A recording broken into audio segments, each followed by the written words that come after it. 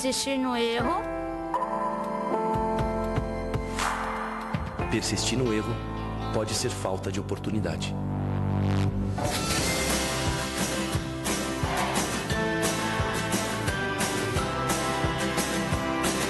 Apoie o futuro nota 10. A LBV conta com a sua ajuda.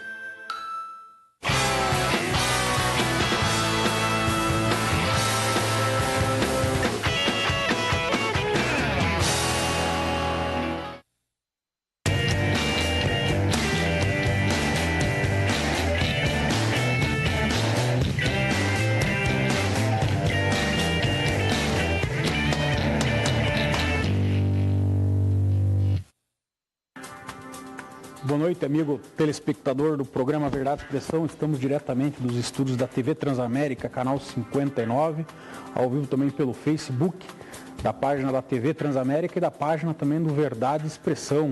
Sou Rafael Guazelli. Lembrando, caso você queira participar conosco, nós temos as redes sociais, o Facebook, o Twitter, o Instagram. Mande lá seu comentário, sua pergunta, sua crítica e também o WhatsApp que aparece ali na tela, o 99613-3677. Também estamos no nosso site, verdadeexpressão.com.br. Hoje, o tema da nossa entrevista é a política nacional e estadual. Vamos analisar o cenário, o atual cenário e tentar projetar, né, algo muito difícil que pode acontecer nas eleições de 2018. E, para tanto, nós temos como convidado aqui o cientista político da Universidade Federal do Paraná, Márcio Cunha Carlomagno. Boa noite, Márcio. É uma honra recebê-lo aqui. Boa noite, Rafael. Boa noite aos nossos telespectadores. É um prazer estar novamente aqui com você e com os nossos espectadores. Márcio, hoje tivemos a notícia aí concreta que provavelmente a votação da denúncia contra... A votação não, a leitura e a posterior votação da denúncia contra o Temer provavelmente vai ficar para agosto pela questão de falta de quórum. Porque agora a gente está num dilema, né? A oposição não tem quórum e a situação também não tem quórum e ninguém quer ir lá para fazer com que dê quórum. O que você acha se, digamos aí, acredito que quase um mês aí, pode dar não dá um mês, não lembro exatamente quantos dias dá, mas dá um período considerável. Isso daí pode dar um fôlego a mais para o presidente Temer, na sua opinião, ou não? Bom, eu acho que é o oposto do que o presidente Temer estava tentando, né? A estratégia inicial do presidente era votar o quanto antes, inclusive antes do recesso, para já matar a denúncia enquanto não daria tempo da mobilização de passeatas e manifestações que pudessem pressionar os deputados. Manifestações populares poderiam pressionar os deputados a votar contra o presidente. A ideia dele era votar antes do recesso. Então, esse protelamento vai ficar a partir do dia 2 de agosto, né, depois do recesso. É um ponto, a princípio, é um ponto favorável para a oposição. Então, vai contra o plano do presidente Michel Temer. Mas não vejo que necessariamente seja algo que vá definitivamente derrubá-lo, que vá agir tão drasticamente contra o presidente. É um jogo de xadrez muito complexo, né? Então você tem muitos fatores a considerar. Um fator importante é, nesse meio tempo, vão existir manifestações populares, como que os deputados, agora retornando às suas bases durante o recesso, eles serão ou não pressionados pelos seus eleitores para votar contra ou a favor. Eu acho que esse vai ser um elemento que talvez tenha um peso muito grande em como eles irão votar. Se a votação fosse hoje, o presidente Temer conseguiria rejeitar a denúncia, pelo que a gente sabe dos bastidores. Qual será o resultado em agosto, a gente já não sabe. E do ponto de vista da oposição, qual que você acha que qual o jogo que ela vai fazer aí nesse recesso? Qual o tipo de movimento, qual o tipo de manifestação que ela vai fazer, na sua opinião? Bom, eu não sei qual é o plano exatamente concreto da oposição. Não sei se eles já convocaram, até onde eu sei, eles não convocaram nenhuma manifestação grande ainda a favor da denúncia contra o presidente. Então, é isso. Essa é uma das perguntas que a gente tem que saber para poder tentar entender como que vai ser o cenário eleitoral a partir daqui.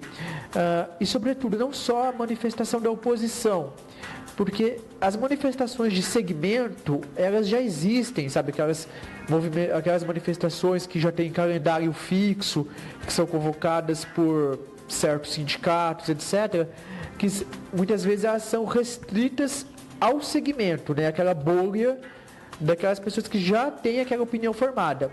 A questão é, o que aconteceu com a manifestação contra a presidente Dilma Rousseff e que colaborou para derrubá-la? A manifestação não ficou restrita a uma bolha, seja de esquerda ou seja de direita. A manifestação conseguiu atingir a classe média, conseguiu atingir o eleitor mediano, aquela pessoa que não se interessa por política no seu dia a dia. A pergunta é, as manifestações contra o presidente Temer vão conseguir ou estão conseguindo atingir o eleitor mediano, aquela pessoa que não acompanha política no seu dia a dia?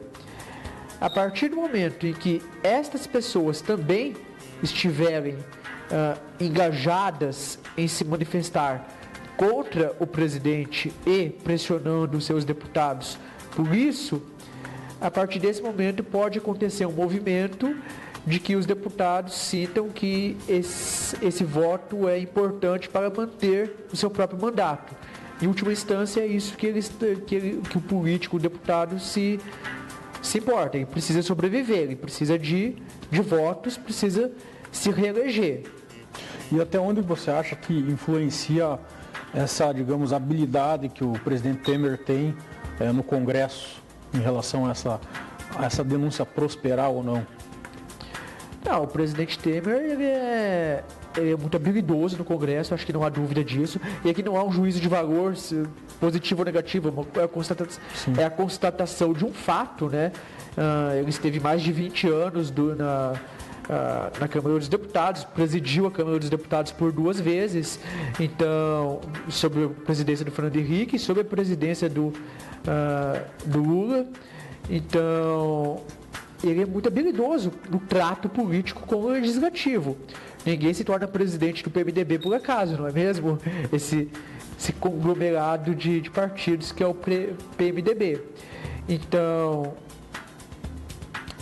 e ele tem as ferramentas. Ele tem o trato político, que é uma coisa que não existia na presidente Dilma Rousseff, e ele tem as ferramentas para fazer essa política. A gente viu semana passada a notícia que ele liberou não me lembro quantos milhões de reais em emendas parlamentares que estavam contingenciadas para os deputados. Isso é uma forma dele negociar com os representantes, com os deputados. Aliás, é bom frisar, uma forma legítima. Eu vi muita gente compartilhando essa notícia como se fosse uma certa coisa imoral ou antiética. A emenda parlamentar faz parte do sistema representativo brasileiro, o sistema administrativo brasileiro. Como que funciona o orçamento no Brasil?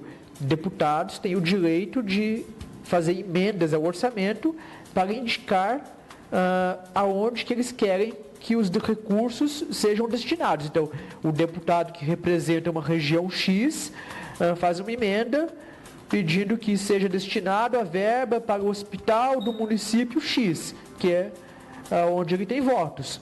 É como funciona o sistema representativo administrativo no Brasil. Se a gente acha que isso não é ideal, que isso não é saudável, a gente pode discutir a existência ou não dessas emendas e mudar o sistema. Mas enquanto existe isso é usado desde que sempre. Não é uma novidade, não é uma invenção do governo Temer. E até tem um comentário aqui do Marcelo Pereira Machado, um abraço aí para ele. Ele fala aqui que dificilmente a classe média vai entrar nesse movimento porque, na opinião dele, as políticas do Temer vêm a favorecer ela. Você acha que isso é preponderante ou não? Também é discutível também essa situação, né? Eu acho que isso é discutível, e mais importante do que a gente, analistas intelectuais dizerem se isso vai beneficiar ou não a classe média, a questão é saber a percepção da classe média sobre isso. Então, a palavra-chave aqui é percepção. Então, não importa se o analista, o técnico, o especialista acha que isso é ruim ou não. A gente tem que saber como que as pessoas estão percebendo essas reformas, como que as pessoas estão percebendo o governo Temer. Me parece que existe uma sensação difusa, um descontentamento com o governo Temer. Me parece que existe um descontentamento com os escândalos de corrupção do governo Temer, mas também me parece que esse descontentamento ainda não se transformou em uma ação concreta, real, tal como ocorreu contra a presidente Dilma Rousseff. Não lhe parece que a pergunta que vem na cabeça do eleitor, beleza, vamos derrubar o Temer, para onde nós vamos? E ele não ter claro isso na cabeça dele, talvez por isso que ele esteja nessa, digamos, suposta zona de conforto aí? Talvez seja isso, mas eu não acho que isso talvez seja muito mais uma pergunta da classe política do que do eleitor, que é uma questão de debate, né? Se tirarmos o presidente Temer, vamos ter que ter uma nova eleição. O presidente Rodrigo Maia assume interinamente, né, como presidente da Câmara, ele assume a presidência da República interino, mas teria que ter uma nova eleição para eleger um novo presidente, que pode ou não ser o Rodrigo Maia, né? Especula-se que ele seria um candidato forte, mas também pode ser qualquer outro. Lembrando que é indireta a eleição. É eleição indireta, então são só 598 eleitores, que são os senadores e deputados, 594 senadores e deputados federais que elegem o novo presidente e o novo vice-presidente. Então teria que ter uma articulação política para eleger um novo presidente com menos de um, que vai cumprir um mandato de 1 ano e meio de duração. Não lhe parece que o Maia até esboçou ali no começo vou separar do Temer, tal, vamos de repente tentar a questão, depois ele recuou, até porque surgiu muitas, digamos assim, muitas notícias no sentido que talvez se ele viesse a tentar ser presidente, muitas denúncias aí contra ele talvez pudessem estourar. Exato, eu concordo com você, Rafael. Eu acho que em parte é isso, em parte ele está tentando assumir uma postura que ele diz que é institucional, né? Então ele está tentando passar essa imagem de que ele não está nem agindo contra o presidente, mas também não a favor, não favorecendo. Eu acho que ele ainda articula, porque é muita incerteza. Então os atores estão se movimentando e agindo em uma zona de incerteza, em uma zona em que você não sabe qual é o resultado. Então, o problema é que se o Rodrigo Maia adota uma postura francamente oposicionista ao presidente Temer, tentando colaborar com o movimento que o derrube, e isso acaba não acontecendo, ou seja, a denúncia é rejeitada, ele pode ser prejudicado futuramente. Então, ele precisa agir numa zona em que ele tenta se movimentar de uma forma em que qualquer que seja o resultado não vá afetá-lo, né? E também, vou mandar um abraço aqui para o pessoal que está acompanhando a gente, o Wilson Zenkowalski, Cláudio Campos, o Marcelo, já falei, o Mauro Suyama, presidente da Confraria dos Amigos da Região Metropolitana. O Maia, eu acho que ele já chegou num lugar que nem ele mesmo esperava, né? Se você pegar o histórico dele, é bom até você falar isso um pouco para o nosso telespectador, Maia jamais alguém imaginava que um dia ele seria presidente da Câmara e talvez, eventualmente, aí, se essa denúncia do Temer prospere, aí, ele ser um presidente da República, né? Não, com certeza seria uma coisa muito engraçada, num certo sentido, que é um presidente por acaso, né? Porque até cerca de 2 anos e meio ele estava na obscuridade, né? Ele concorreu à prefeitura do Rio de Janeiro e teve menos de 2% dos votos, que também não quer dizer nada, né? A prefeitura do Rio de Janeiro é uma disputa muito competitiva, mas ele era um deputado que não estava nos holofotes, né? E aí ano passado o destino conseguiu fazer com que ele ressurgisse. Justamente uma das principais coisas das características do Rodrigo Maia é que ele tem um bom trânsito entre todos os setores da Câmara dos Deputados. Ele se tornou presidente justamente pelo fato de que ele consegue ter um bom trânsito, apesar de ser do DEM, que é um partido classificado como de centro-direita, né, o ex-PFL, ele tem um bom diálogo com o PMDB, com o PCdoB, com o PT. Ele é uma pessoa que... ele é um adversário, mas não é um inimigo. Ele consegue conversar com a oposição. Ele consegue conversar com a oposição. Eu acho que essa é uma das características positivas do Rodrigo Maia, que inclusive levaram ele à presidência da Câmara. Mas foi um ressurgimento político fantástico, uma fênix que ressurgiu das cinzas. Vamos passar algumas perguntas. O Marcelo Machado quer saber, tendo em vista que o PT e o PCdoB hoje se coligam com os partidos políticos tradicionais, você acha que os partidos como PCO, PCB, PCR, PSTU e PSOL devem se unir em uma única força de esquerda? Eu não sei se eles deveriam fazer isso, aí eu não tenho o que opinar, não sei, eu não tenho nenhuma opinião sobre o dever ser de qual a estratégia partidos, deles, né? Ou se provavelmente eles façam isso, qual é a estratégia. Eu acho que poderia ser uma estratégia racional, de fato, porque eles formam o mesmo bloco, eles têm uma proximidade ideológica, então poderiam fazer isso, inclusive já fazem isso em muitas disputas estaduais e municipais pelo Brasil. A gente vê coligações eventuais desses partidos. Então eu acho que não há dúvida de que eles constroem o mesmo bloco ideológico, com suas diferenças, mas próximos entre si, e poderiam, por exemplo, formar um bloco para candidato à presidência da República. O que impede isso são os interesses particulares das direções de cada partido.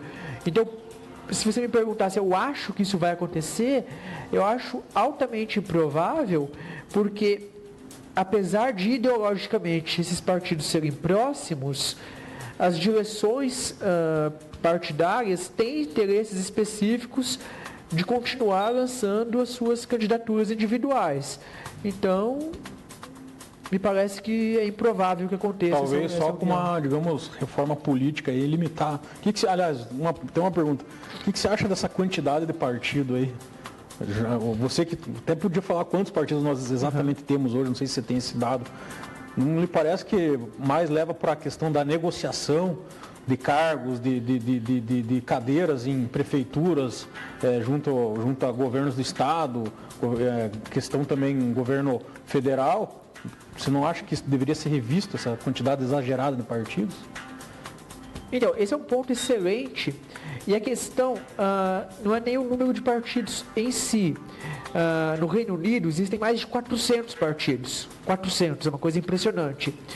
Só que no parlamento são 6 e com representação de fato, né, são 2,5, né? O número de partidos efetivos é 2,5 e que, na verdade, que protagonizam a cena política são só 2, o Partido Conservador e o Partido Trabalhista, no Reino Unido. Então, a questão é o governo, o Estado, dar dinheiro para esses partidos. Se o partido não tem uma subvenção estatal, pode existir quantos partidos quiserem. No Reino Unido existem 400, não há problemas em existir quantos partidos for. O problema é existir um incentivo do Estado para que, se a cada dia surjam mais partidos, atualmente são 35 existentes, com mais 30 prestes a serem efetivados em trânsito 30 partidos em trâmite no TSE. Em trâmite no TSE. Para ser deferido o registro. Exato. Então, potencialmente, em breve, teríamos 60, 65 partidos em torno disso. E não existia uma cláusula de barreira ou outros mecanismos que faça com que a negociação no Parlamento, na Câmara dos Deputados, seja mais fácil. Existem 35 partidos registrados, só que 28 com representação na Câmara.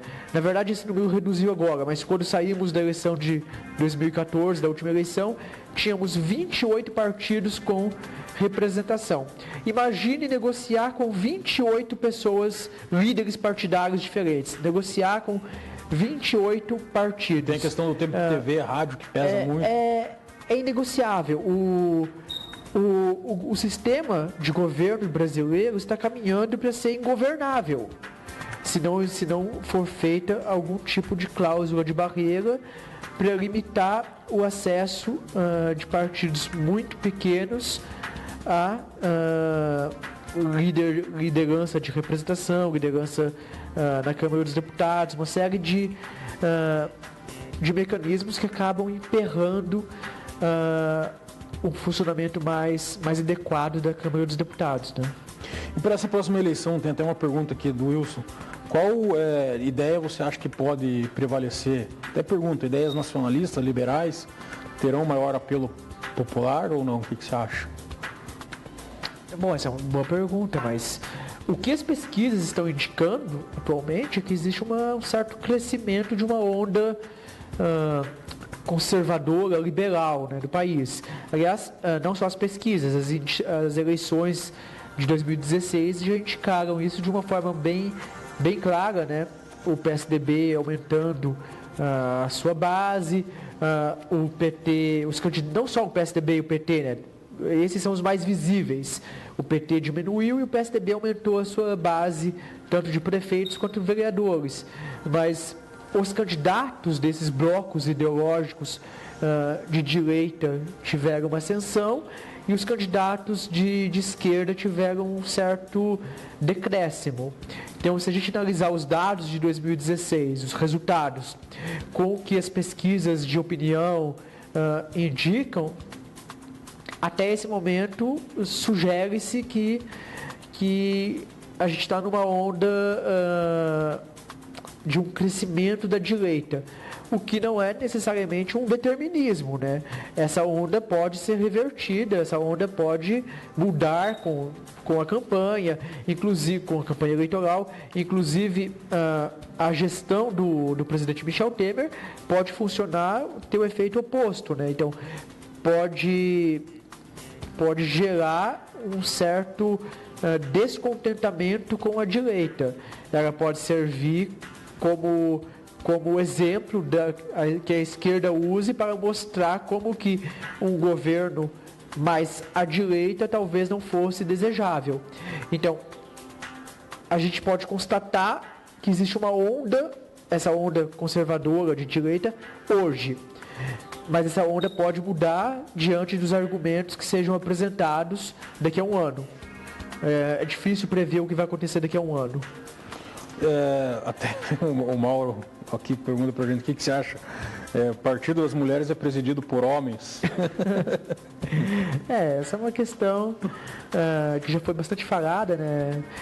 É uma questão, é um bom exemplo, além desse fato, né? Esse é o Partido das Mulheres, o Partido PMB, o Partido da Mulher Brasileira, é um exemplo desse sistema, desse mecanismo que existe no Brasil de incentivo à criação de novos partidos. E se não for feito nada, vai continuar crescendo e aumentando, e aumentando, e aumentando. Porque é relativamente fácil você criar um partido, existem atores que estão dentro do sistema político eleitoral que já construíram um know-how de como criar partidos. O Gilberto Kassab, que agora está no PSD, é famoso por ele, sabe, o caminho nos bastidores dos corredores da Câmara, sabe-se, é célebre, que o Gilberto Kassab é quem sabe o caminho das pedras de como você criar novos partidos. Então, é relativamente fácil a criação de novos partidos, você não tem barreiras, você não tem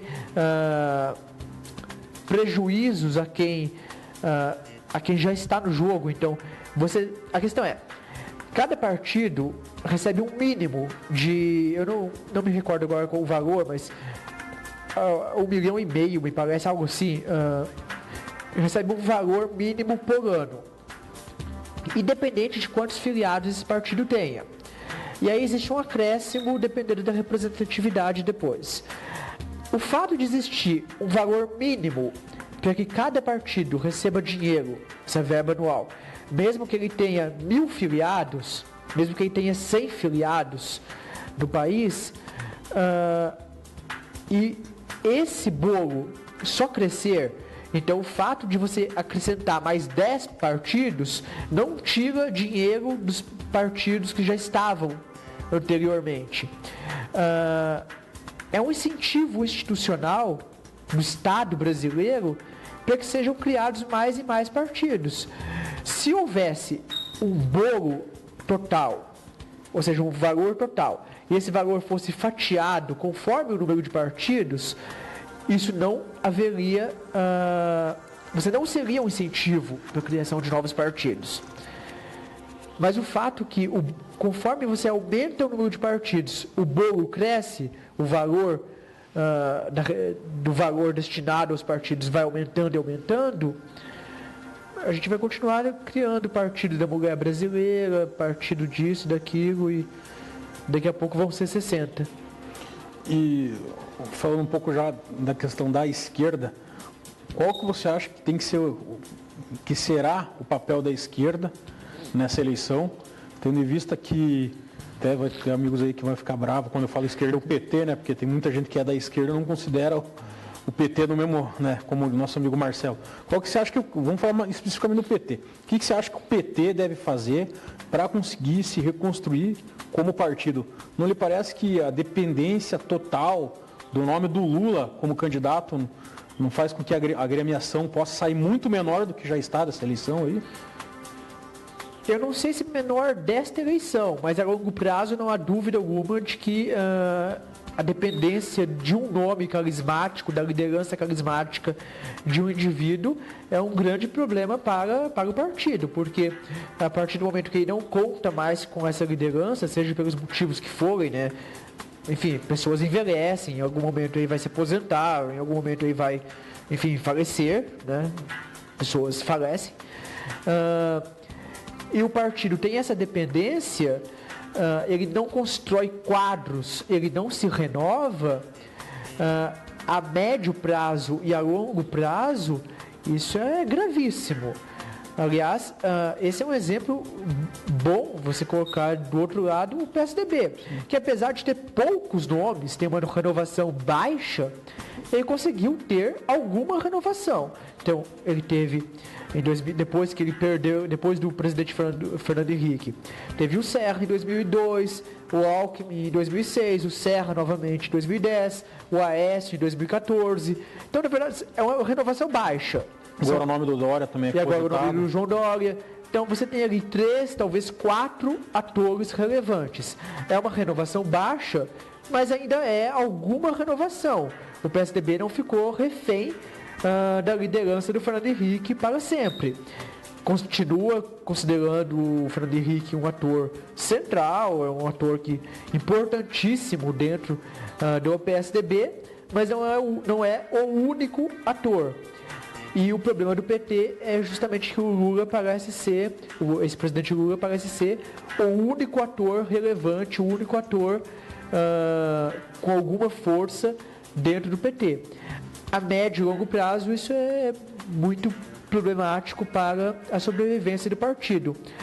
A curtíssimo prazo, que é a eleição de 2018, eu acho que o efeito pode ser o inverso. Então, aliás, a intenção deles é que o efeito seja inverso. A candidatura do Lula a presidente, a intenção é justamente para que ele sirva de puxador de votos, para que ele tente alavancar candidaturas à Câmara dos Deputados e às Assembleias Legislativas estaduais. Então, uma candidatura presidencial ajudaria a trazer candidatos a deputado federal, a eleger mais deputados federais. Talvez seja efeito. Eu acho que esse efeito positivo a curto prazo existe. A médio e longo prazo é mais complicado. Nós vamos para as notícias da região, das notícias da semana. Na sequência, vamos continuar falando aí de todos os candidatos às eleições de 2018 a nível nacional e também falar aqui do nosso estado. Notícias da semana com Isis Barros Lourenço, do nosso jornalista amigo Pedro Lima. Boa noite, vamos começar falando com Curitiba, capital. Aproximadamente 1.000 pessoas participaram no dia 9 deste mês da 7ª edição da corrida de rua em comemoração aos 25 anos da Rony, a Companhia de Rondas Ostensivas de Natureza Especial, subunidade do Batalhão de Operações Especiais, a BOP. Com um percurso de 7 quilômetros, a prova contou com policiais e várias unidades da PM, atletas profissionais e amadores. Agora vamos para Campina Grande do Sul. O Plano Tribunal de Contas do Estado do Paraná, o TCE, acolheu parcialmente o recurso de revista interposto pela Sociedade Hospitalar Angelina Caron, localizada em Campina Grande do Sul, região metropolitana de Curitiba.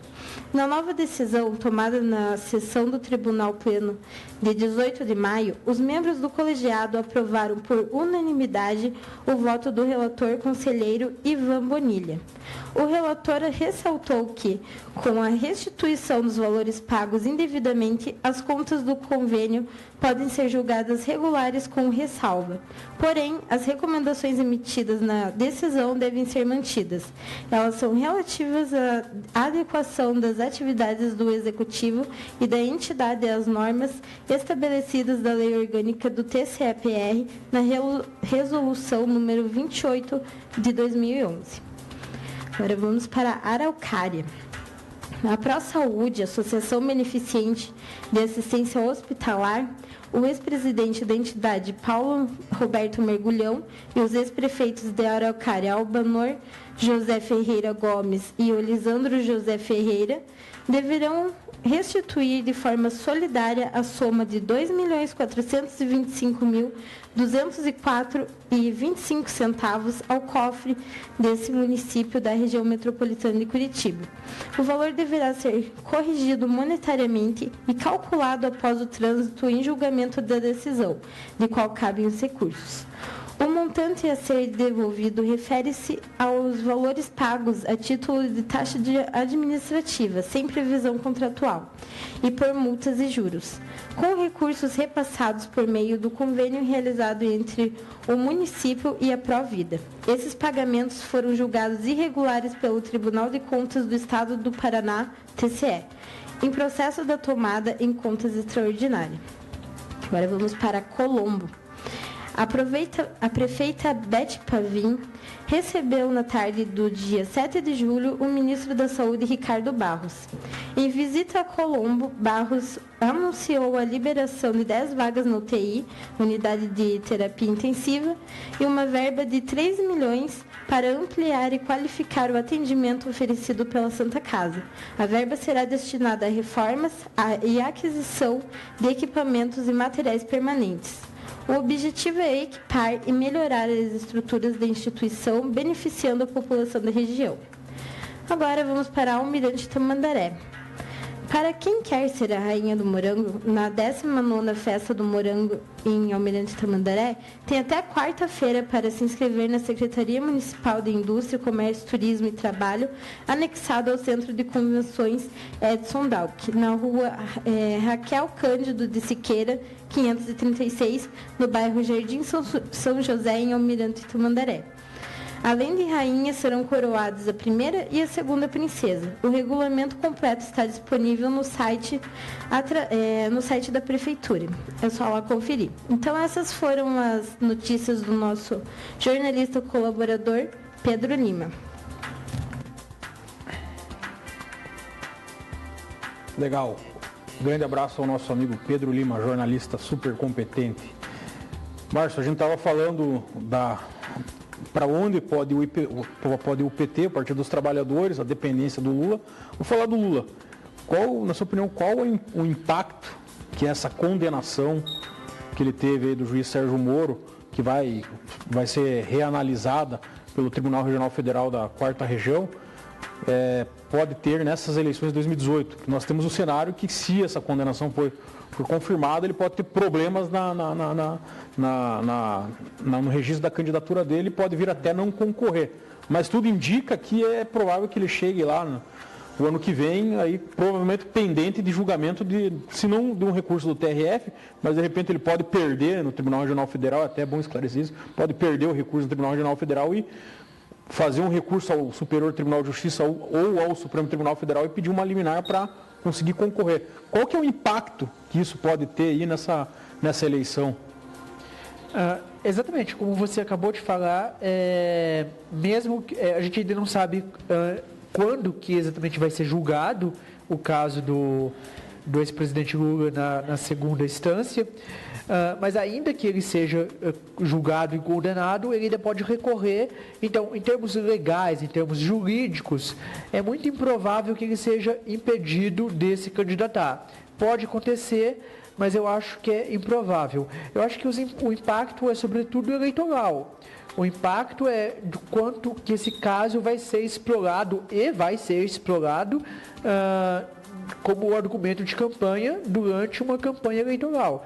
Então, é possível, se não bem provável, que o julgamento da segunda instância de Porto Alegre ocorra mais ou menos próximo do período da campanha eleitoral do ano que vem. Então, provavelmente entre meados de junho e meados de agosto, se não já em setembro, né?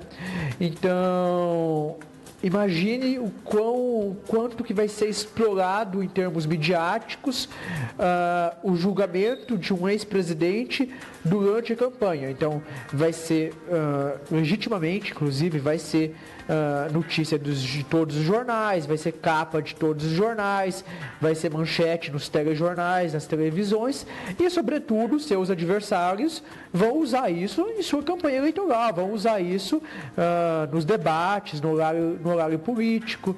Então, a questão é, qual o impacto disso na campanha eleitoral em termos de argumento? Me parece que é um desafio bem grande que a campanha do ex-presidente Lula teria que enfrentar se ele de fato for concorrer, né? E você não acredita que é um grande risco depender de uma decisão judicial para concorrer à presidência? Qual que é a sua opinião sobre isso? Não, é um risco, mas é um risco calculado. É um risco que se está calculado e se eles estão acreditando que é possível concorrer. Outro possível candidato de esquerda é o Ciro Gomes, do PDT, isso, que vem pontuando aí a margem de 5% nas últimas pesquisas. Qual que você acha que é o destino do Ciro Gomes nessa eleição? Que ele já declarou que, se o Lula for candidato, talvez ele abra mão da candidatura dele. Isso é uma coisa que ainda está incerta. Os atores ainda estão negociando. É bem provável que é possível, inclusive, que se o presidente Lula de fato for candidato, o Ciro Gomes talvez até seja vice ou talvez concorra, mas precisa ser uma linha auxiliar ali da PDT da coloca campanha. vice, né? Exato. Ainda é incerto.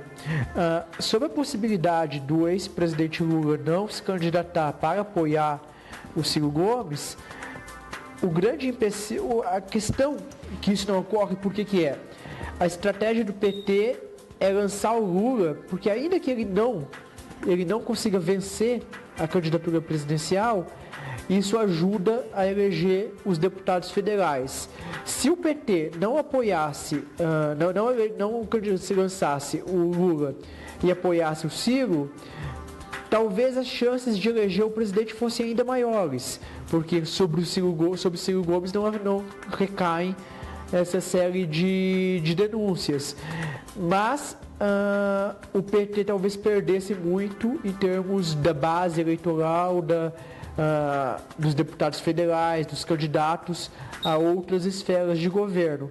Então, o cálculo do PT talvez seja lançar o candidato Lula, mesmo com a possibilidade de perder, mas contando com o efeito disso nos níveis estaduais para eleger outros representantes.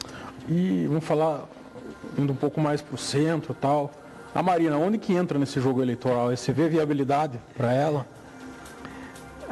Bom, historicamente, a Marina Silva sempre começa na última campanha, né? Nas duas últimas, em 2010 e 2014 foi mais ou menos o mesmo movimento, mas sobretudo em 2014, na última campanha, ela chegou a estar em segundo lugar, com o Aécio em um distante terceiro lugar. Ela tinha mais, acho que o dobro de intenção de votos do que o Aécio. E nos últimos 10 dias de campanha ela perdeu completamente, se desestruturou. O problema da Marina Silva, que pegou ela já em 2010, em 2014, e que ela continua acontecendo, é justamente ela em muitos tópicos ela não tem uma posição definida. Então ela tenta se equilibrar, tenta ser uma posição de moderadora, uma posição de, acima do debate, mas isso acaba prejudicando ela eleitoralmente, porque ela dá sinais muito contraditórios. Então ela tem um passado no PT, foi senadora pelo PT, mas apoiou o Aécio Neves no segundo turno da eleição de 2014. Então ela acaba não... Enquanto em teoria ela poderia pegar eleitores tanto da esquerda quanto da direita, na prática o que aconteceu até agora é que ela acabou perdendo eleitores da esquerda e da direita. Não seria uma falta de identidade dela? Exato, é uma boa colocação, uma falta... Ela tenta construir uma identidade como se ela tivesse uma posição acima do debate, né? Mas ela... É isso, acaba transparecendo com uma falta de opinião, uma falta de identidade. E isso acaba desagradando tanto a esquerda quanto a direita. Hipoteticamente, ela pode reverter isso, ela pode construir um nome, ela pode mudar a sua estratégia para o ano que vem, mas pelo menos até este momento ela continua sendo o mesmo estilo que sempre foi. E as pesquisas mostram que ela não dão uma boa perspectiva para ela, né? Ela tem ido bem nas pesquisas, relativamente bem nas pesquisas, mas em parte porque a pesquisa é aquilo que retrata a memória do eleitor, né? Memória eleitoral. Então, inclusive ela, se não me engano, é a única que vence o ex-presidente Lula no cenário do segundo turno, no último Datafolha. Mas a gente não pode tratar a pesquisa como se fosse uma predição inequívoca para o futuro, porque a pesquisa retrata hoje, não retrata o que vai acontecer no desenrolar da campanha daqui a 1 ano e 3 meses. E o PSDB? O PSDB a gente teria em tese 4 nomes, com um grande prejuízo aí para o Aécio, por conta de toda essa denúncia que tem contra ele aí. Sobraria ali o prefeito de São Paulo, João Dória, o Alckmin, governador de São Paulo, e o José Serra, que deu uma enfraquecida nesse jogo. Qual que é a sua opinião aí sobre o PSDB, o lugar dele aí nas eleições do ano que vem? Não, acho que a grande dúvida do PSDB é entre o Alckmin e o João Dória, né? O João Dória é um fenômeno recente, foi surpreendente, né? Dentro do PSDB ele tinha resistências em 2016, a corrente do Alberto Goldman não queria que ele fosse candidato, teve até ações judiciais dentro do PSDB da corrente do Goldman para impedir que ele fosse candidato. Ele conseguiu ser candidato mesmo contra as resistências e provou que estava certo, conseguiu se eleger surpreendentemente no primeiro turno. Então é um fenômeno recente. e que, de certa forma, capitaliza esse sentimento de parte do eleitorado com a antipolítica, né?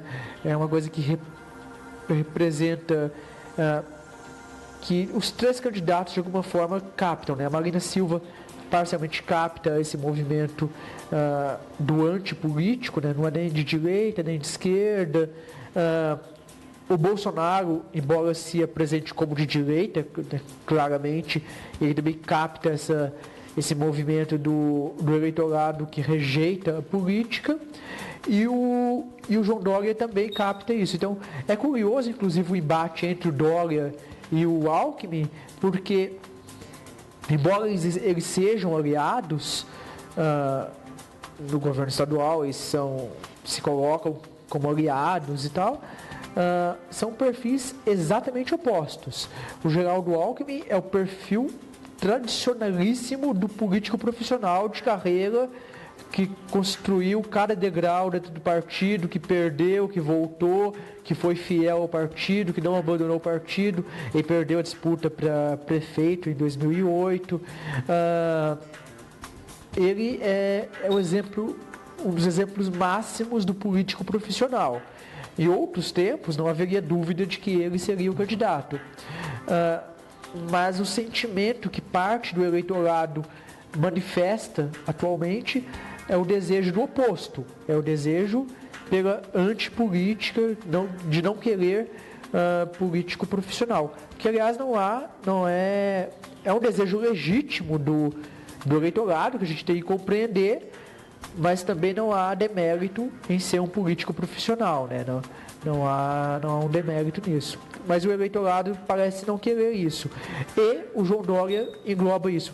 Aliás, nas pesquisas, os cenários em que o João Dória está são os únicos cenários em que o Bolsonaro tem alguma queda, né? Então, até onde pode ir o Bolsonaro? Você só complementando, você mostra como Bolsonaro e João Dória compartilham parte do perfil do mesmo eleitorado, eles compartilham o eleitorado. Então é o mesmo eleitor do João Dória e do Bolsonaro. E o Bolsonaro, até onde ele pode ir? Essa pergunta vai depender de como que ele vai formar as alianças para a sua coligação. É muito, muito difícil você fazer uma campanha presidencial no país. O Brasil é gigantesco, tem o tamanho de um continente. Você precisa de ter bases do partido nos municípios para fazer campanha. Então, os partidos grandes, tradicionais, têm essa base. Então, o PT, PMDB, PSDB, em uma campanha presidencial, os candidatos desses partidos é impossível eles visitarem todos os municípios. Então, o que acontece? O vereador local, o candidato a prefeito local, ainda que não seja o prefeito, né, mas o político, a liderança do partido local, ainda que não tenha sido eleita na última eleição, eles trabalham pelo seu candidato, eles fazem campanha pelo seu candidato. Se o Bolsonaro sair por um partido que não tenha essa capilaridade, essa penetração no território nacional, ou não tiver alianças que comportem essa capilaridade, essa penetração no território nacional, é muito, muito difícil ele conseguir atingir as regiões em que usualmente um candidato não faz campanha. Então, ele pode atingir as capitais, mas dificilmente ele vai atingir o interior. Sem atingir o interior, ele não consegue se eleger. Então tem essa questão da articulação política. E também pelo tempo de televisão, né? Entre outros fatores, claro. Mas não lhe parece assim que uma eleição com vários candidatos no primeiro turno, de repente ele pode ter aí fazendo até um contraponto, digamos ali que a gente tenha cerca de 10 candidatos, ele numa eleição aí que pode ir, provavelmente vai para o segundo turno. Sim. Ele não pode se aproveitar desse fato e de repente emplaca um segundo turno, e daí no segundo turno a regra é outra, o jogo é outro, as alianças mudam. Qual que é a sua opinião? Não, é possível, sem dúvida. As pesquisas hoje que é bom lembrar, pesquisa retrata o momento, não retrata o futuro. A pesquisa hoje mostra o Bolsonaro em segundo lugar, mostra o Bolsonaro indo para o segundo turno junto com o presidente Lula, o ex-presidente Lula. Mas, e é isso, se tiver muitos candidatos, e não só a quantidade de candidatos, mas candidatos competitivos. A gente teve uma amostra disso no Rio de Janeiro. Eu acho que o melhor exemplo disso é o Rio de Janeiro na eleição do ano passado, de 2016. Na véspera da votação do primeiro turno, literalmente na véspera, você tinha 5 candidatos tecnicamente empatados, que qualquer um deles poderia ir para o segundo turno. Aliás, foi uma situação bem curiosa e, de certa forma, inédita, né? Um cenário possível é isso, que a gente tenha 4 candidatos ali embolados, competitivos, e que você não precisa de ter o candidato, né, não precisa ter uma base muito sólida, para uma votação muito grande para conseguir passar o segundo turno.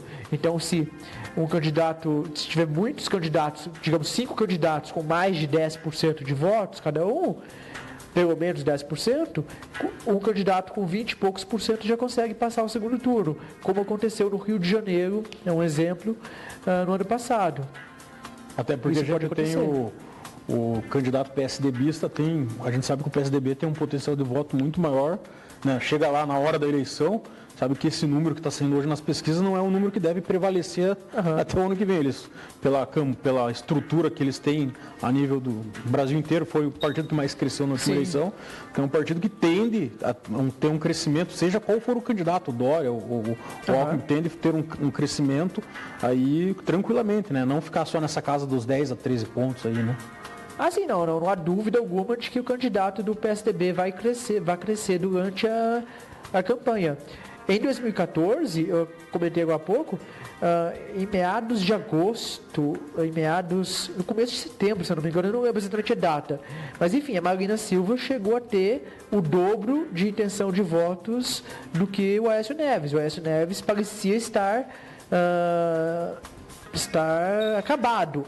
E na reta final, ali nos últimos 10, 15 dias, o Aécio Neves teve um crescimento surpreendente. Então, veja, durante a própria campanha, o Aécio Neves começou, e a certo momento teve uma intenção de votos muito baixa, e em cerca de 15 dias ele duplicou as suas intenções de voto, conseguiu ultrapassar a Marina Silva e conseguiu ir ao segundo turno com a então presidente Dilma Rousseff.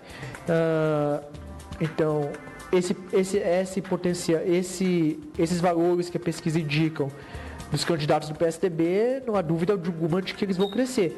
Pela base, pela penetração que eles têm no território nacional, pelos recursos de campanha que eles têm acesso aos financiadores, a dinheiro, então eles vão ter um bom financiamento de campanha, mesmo o fundo partidário que eles possuem, e já ter consolidado a imagem perante o eleitorado, né? A imagem de alguns partidos já está consolidada, PSDB e PT, por exemplo. Falar um pouquinho aqui do Paraná, senão a gente passa em branco, claro. A gente já está chegando no horário. Paraná aqui no estado do Paraná, nós temos o governador Beto Richa, que provavelmente vai de candidato a senador. Daí para o Senado a gente tem outros nomes, como o próprio Roberto Requião, que está nessa incógnita se ele vai ou não para Senado ou vai para governador. Temos o Ratinho Júnior, que faz parte do governo hoje, e temos o Osmar Dias, que também diz ser candidato ao governo do estado, mas tudo pode acontecer. E temos o nome do Álvaro Dias, que não dá para descartar, né? A gente não sabe, política, as coisas mudam muito, né? Sim. Fala que ele é um nome a nível nacional, mas a gente não sabe como que pode se construir essa conjuntura política. Qual que é a sua opinião aí no nosso quadro eleitoral? Vamos falar um pouco do governo. O que você acha do Ratinho, os principais candidatos, o Ratinho, o Osmar e o Roberto Requião, não descartando a Cida Borghetti, também se declarou pré-candidato também. Claro. É isso. O Paraná, historicamente, salvo a última campanha, né, que o Beto Richa para o governo do estado já estava consolidado, mas algumas vezes ocorreu de ter muitas mudanças ao longo da campanha. Por exemplo, aquela famosa campanha do Requião contra o Osmar Dias em 2006, né, que ele ganhou por alguns 10 mil votos, né, de diferença. A gente ainda não sabe qual vai ser o candidato do governo, então a gente ainda não sabe muitas coisas que ainda estão por definir. As pesquisas atualmente mostram o Ratinho e o Osmar mais ou menos empatados, né? Aliás, saiu pesquisas no Senado, duas pesquisas contraditórias, né? Uma da Paraná Pesquisas, outra da IRG. No intervalo das últimas 2 semanas saíram essas duas pesquisas. A do IRG mostra o governador Beto Richa em 6º lugar para o Senado. A da Paraná Pesquisas mostra o governador Beto Richa em 3º. A questão do Senado é que no ano que vem nós temos 2 cadeiras. Então é relativamente fácil alguém se eleger sem precisar de uma vitória majoritária. Também depende de quais adversários vão existir de fato. Então, por exemplo, na pesquisa do IRG, que coloca o governador Beto Richa em 6º, o Francisquini é um dos candidatos. Então, provavelmente o voto conservador está sendo dividido entre Francisquini e o governador Beto Richa. Se o Francisquini não for candidato ao Senado, esse voto conservador migra ao candidato Beto Richa. Então é relativamente fácil uma eleição para o Senado. Eu acho, é difícil dizer que com certeza, né? Mas eu não, apesar das pesquisas hoje estarem desfavoráveis ao governador, eu não acho que a situação real seja tão desfavorável a ele. Sobretudo se você olhar a curva da aprovação dele, que era 76% no ano passado e agora caiu para cerca de 50 e poucos por cento. Então, ele ainda tem de desaprovação. Então, ele tem mais de 50% de rejeição, que consideram ele um ruim ou péssimo governador. Mas essa rejeição já foi muito maior e tem se reduzido. Os efeitos de uma campanha eleitoral podem, hipoteticamente, reduzir ainda mais. E como a gente tem 2 cadeiras, hipoteticamente ele vai ter uma influência nessa negociação do Senado. Ele vai ter uma influência. Do governo do Estado também. Ele pode ser eleito com 30 e poucos por cento dos votos, podem eleger um senador, quando são 2 cadeiras. E o governo do Estado, o Requião, está num dilema, porque se ele não sai candidato a governo do Estado, enfraquece o partido nas eleições proporcionais. E dentro do partido a gente sabe que querem o Requião candidato para fortalecer aí as eleições proporcionais. Qual que é o caminho do Requião, na sua opinião? Bom, aí é uma questão individual contra a questão do partido, né, como você colocou. Uma candidatura ao governo teria esse efeito sobre o potencial de candidatos a deputado estadual e federal. Mas aí corre o risco de perder o mandato dele, né? É diferente da última campanha, em que ele não corria riscos, porque ele estava em meio mandato, né? Ele tinha mais 4 anos. Agora o mandato dele acaba e precisaria renovar. Embora também poderia ser um modo, caso ele quisesse se aposentar, né, sair de cena, ele pode concorrer. Se ele perder, ele pode, talvez ele queira isso, sair de cena. Eu acho que as chances, a última campanha ele não teve ao governo do Estado, né, em 2014, ele não teve um bom desempenho, né? Eu não sei se ele teria um desempenho muito melhor do que esse, numa campanha hoje.